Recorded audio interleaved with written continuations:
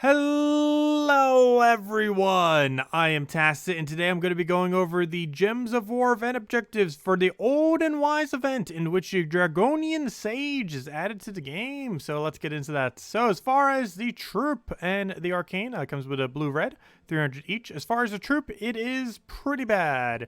It gives 2 magic to an ally and mana equal to half their mana. Cost, and if they are a dragon, it'll also barrier and enchant them. This might be somewhat okay with Worldbreaker. In most other situations, I really don't see this being used, especially compared to Tulio, which can easily do much better than that. Plus, give enchant and just doesn't even need to be based on a certain type. You could just do it to all greens or to all yellows pretty effectively. Of course, this can cover other colors as well. However, it only does it to a single target. Doesn't have anything special for traits, and overall, just not really going to be used, unfortunately. But there is quite a few stuff in the event key drop table, though. As far as other things for this event, we do get 10% to all Dragonian Claw and 10% to all dragons, which is a good majority of the kingdom. And if you do want to use this thing, it is an extra 5 glory every single time you do. But as I mentioned, event key drop table is Dragon's Claw as far as the troops that it will have. This includes everything underneath this category right over here. So over to Dragon's Claw, so I believe every single thing except for Periton is within the event queue drop table. Quite a few of them are pretty noteworthy. Divinia is a nice cleanse, mana accumulator, and has random stats effects. You have things like Dragonian Monk, which is one of the best early game barriers in the entire game, as well as one of the better barriers in general. This is a rare, so it's pretty easy to obtain. However, it is a pretty good boost ratio for throughout the game, particularly earlier in the game. Egg Thief is one of the better mana accumulators in the game, plus has Stealthy, has quite a few things going for it in that regard. This thing technically has the highest spell reduction in the game at 75%, while Tina 9000 is generally used instead because of its armor gain combined with the 50% reduction. This does technically have a higher reduction and is better against true damage resisting, so can be pretty tanky, especially if you had barrier and stuff to go with it. Dragon Soul is one of the main things you probably want to hunt for, particularly earlier on in the game if you're a newer player. This thing prior to level 100 is completely broken because the second you get it, it can do 20 damage to all enemies simply by putting your entire team as dragons, which obviously earlier on in the game is very effective. Later on in the game, not as effective. However, it is always pretty good for souls for how many souls it gives while also doing mana accumulation.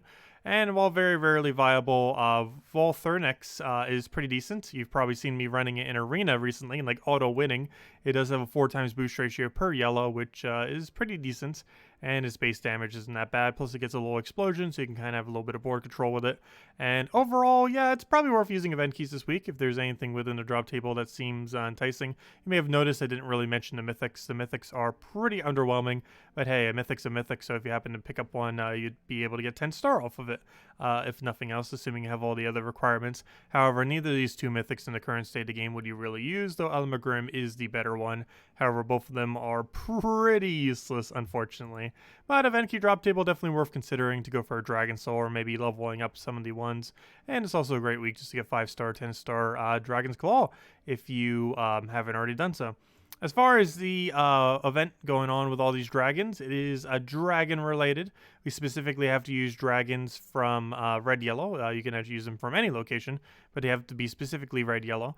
With a specific team, you can see we kind of did a little bit of a world breaker focus, so I will be showing a little bit of a cheaper team. We did end up also getting a new weapon. This weapon is rather underwhelming, however, but it's a new weapon nonetheless. Almost seems like an Easter weapon, though I guess it could be a chocolate egg for Halloween, but it's basically just a mystery egg. Ends up being either a dragon egg or a fell dragon egg summon. Compared to Egg Thief, I feel like you would always just use Egg Thief instead, as Egg Thief's mana accumulation is way more consistent than this thing.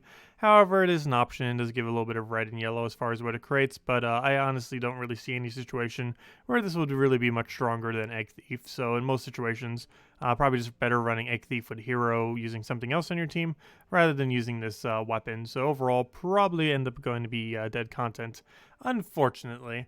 But new weapon nonetheless.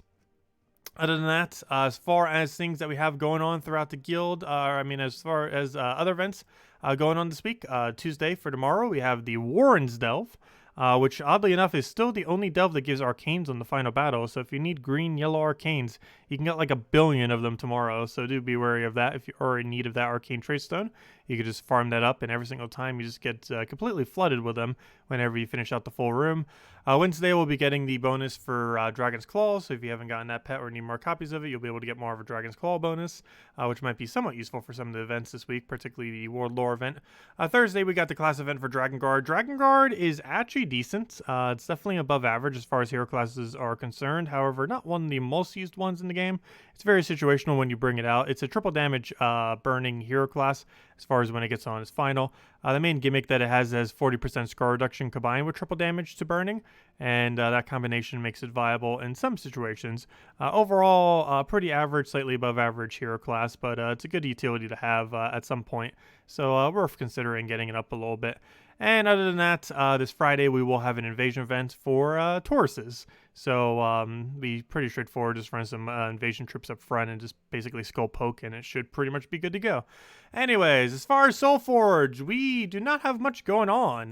Soulforge, pretty much every single thing underneath troops you would want to ignore. Oddly enough, you actually have two different ways of getting Elamir Grim this week. You have it in the event key drop table, and you have him in the Soulforge. I wouldn't really advise getting him, but he is around. His main gimmick is impervious and some attack reduction, and it can loop a little bit with like Infernus or some kind of other good burner.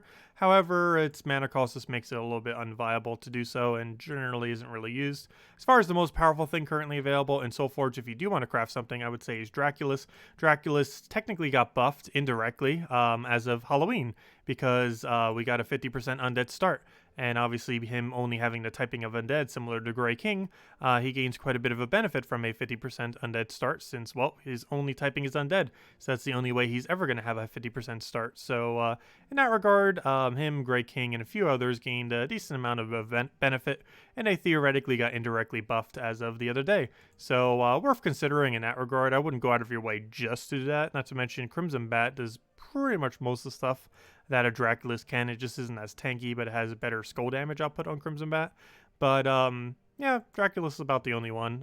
If you go for it or not really too worth it, but if you want to mess around with some kind of true damage team, you can maybe try building into it. It's not horrible, but probably not worth going out of your way compared to many of the other mythics that are better to craft. As per usual, it is another week since that one patch where we got like 1 billion new weapons, and those 1 billion new weapons are still rolling in. I have no clue how many more we have left, but make sure, if you're a full-blown completionist, to make sure to go get those, as there are still at least a dozen left, if not more. Aside from that, if you did not buy up the invasion event, you can get the egg here as well. If you just want to go and collect it, I would advise just doing it through the event for, I believe, 410 gems, I think it is. It's much cheaper doing it that way than bothering to get it here, plus you get to help out your guild. And aside from that, as far as the rest of the weapons, they're pretty ignorable, nothing really too enticing. Though if you were to get one for its decentness, maybe Mace of Claws. Unfortunately, you can't use it in this World Lore event, so it doesn't even help you with that. However, it is used with dragons occasionally, as it does have a dragon boost and ends up creating a bunch of red and purple, which are generally colors that are pretty good for dragons. Overall, generally isn't used because there are some pretty good brown-green dragons, and using this into a dragon team is just kind of clunky in the current state of the game. Might be a little bit more viable into the future, similar to many of these weapons. It really just comes down to, will there eventually be enough of the typing that will make the weapon viable? As it currently stands, I'd probably say no. However, of course, it only takes like a troop or two to come in to make one of these go from nearly useless to really useful. So it really just depends. A lot of them tend to have that dynamic. And if you were to get anything from Soulforge for the actual purpose of using it, I'd probably say Mace of Claws. Also, one of them that's kind of hiding over here. One of the Easter weapons from a while back is completely useless, but worth mentioning that it's up here. Very dated weapon, but you might as well use Essence of Evil, because I believe it actually is the same mana cost, oddly enough. But there's an old weapon kind of hiding over there if you still need to craft it. But overall, you can pretty much completely ignore Soulforge this week. Soulforge is very, very underwhelming. Other than that, one other thing to mention, I don't normally mention whatever the daily adventure board is on the weekly video. However, it is worth mentioning because we got ourselves some mythic deeds. So we got ourselves a hefty amount of 9 blue deeds. We also got ourselves 2 Imperial, which alone is so valuable these days. So yeah, definitely don't forget to go do that, because that's going to be super good. If you need something to do it in early game, just run it with like Mang with hero, or with Titan, I mean. Any hero class has level 40 barrier combined with Mang should be able to do it. Otherwise, you just use whatever you normally use later in the game. Anyways, let's just go over some teams now. We actually have quite a few teams to mention. So, first one, World Lore event. You kind of already saw this earlier. Flamefer, Dragon Soul, Wardbreaker, and Vothernax. If you got Wardbreaker last week, you finally have a purpose for him. He wasn't that useful last week, but this week actually, he was kind of useful last week, wasn't he, actually? Never mind, I used him for like the entire event. But he was available last week, and you can use him again this week. Pretty high mana cost, and he's generally not viable in too many situations. However, based on these restrictions, he's actually pretty decent for the event. So worth considering. Great mana accumulation, great damage source, as long as you don't have to deal with Submerge. And yeah, it's pretty much good to go. And you just have a bunch of additional support around it, and a bunch of AoE damage. As far as a cheaper variant for the World Lore event, you can end up running Summer's Fury, which is one that you get just from getting your red mastery up. I believe by level 120 or so, you'd probably have the weapon laying around. Dragonian Monk is just an insanely good barrier option throughout the entire game, particularly earlier on in the game. So worth considering there. Vothernax is an epic, so you might not necessarily have this thing. However, if you do, it has insanely good boost ratio, particularly for earlier on in the game. And yeah, you can get a lot of damage out of it. Has some decent board control. And this Dragon Egg could be switched out for a monk or a better option if you happen to have one. However, this is mostly just for tankability. Once your hero dies, it resummons a red there, and you can get any colored dragon from it. So you might end up getting something useful that you can actually end up using. And it can also summon dragons that you wouldn't actually be able to use in the event, since during the event you can only use dragons that are specifically red and yellow. And of course, when the dragon egg ends up summoning a baby dragon that then transforms into a troop, that troop can be absolutely any color, so it is not restricted to simply red yellow. So you might actually get a dragon that's actually useful that isn't of that same coloration, which will actually help diversify the coloration of your team, which you wouldn't even be able to by drafting anything. So worth considering in that regard. And even if it dies, it still has a chance of becoming a baby dragon as well to do the same effect. So yeah, that's pretty much the premise there. Nice cheap little build, and should still be effective. For the faction event for Warrant, you can actually run the Rowan the entire time. It's a green-yellow restriction, so yep, you can go all green, do Leprechauns into Rowan, get your Scare Shield down on it, and just repeat. That runs literally all the way from 20 to 500 if you so choose. As far as one for later on in the battles, you can run a pretty standard Iron Gut team, Mountain Crusher, Apothecary, High King, Iron Gut, and Possessed King. Ends up working out pretty well. Pure faction is basically to spam Luna. You can either go 4 times Luna or 3 Luna with a Bunny Corn in the 3rd spot. Bunny Corn just creates a little bit of yellow, which of course helps get a bunch of explosions. You can run it either or. This mostly just helps to cover additional color.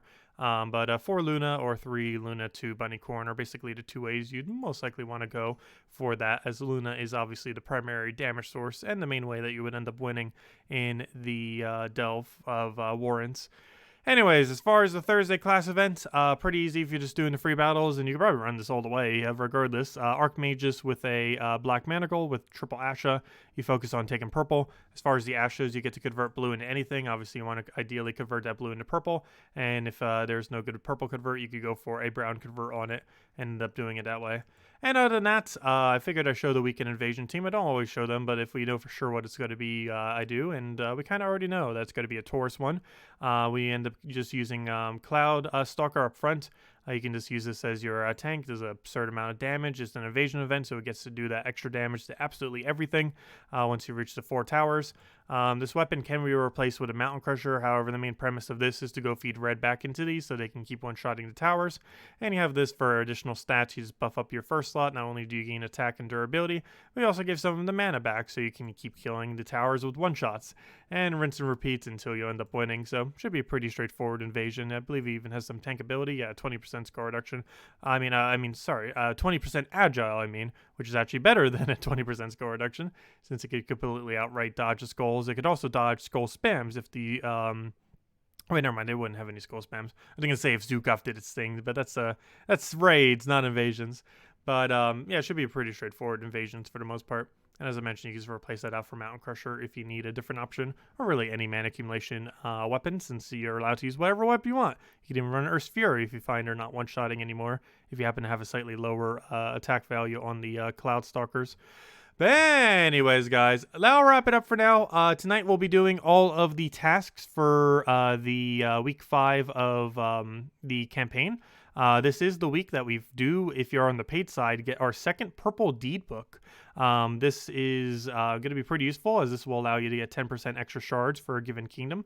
I'll specifically be using mine on Golvania, mostly because I intend to get all of my kingdoms to level 16 to get to 10% prior to getting any to level 20. So even though you could use on a magic kingdom to try working towards it, the fact that you need 30 of them, and we're only going to have 4 by the end of this campaign, and if you crafted some, maybe 5 or 6, the amount of time it's going to take to get something like 30 is just so long, and the fact that every single kingdom needs level 16 for 24 star, if I'm not mistaken. If it's either 23 or 24, I'm pretty sure it was 24, but they do eventually require 16, so my game plan basically with all those imperial, or not imperial deed books, but whatever they're called, the little deed books that they keep adding for the thing, 2 on the free side, 2 on the paid side, 4 total for the thing, but all in purple.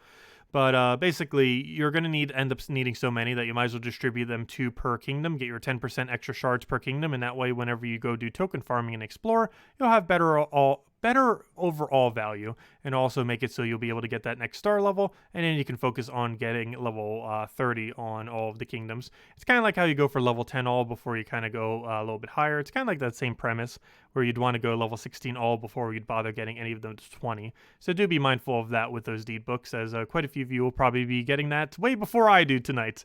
So just a reminder on that. But anyways, guys, I will catch you all later. If you still have any other questions, feel free to leave it below, and we'll be covering everything tonight, 8 p.m. Eastern Standard Time. Thank you all so much for watching, and goodbye.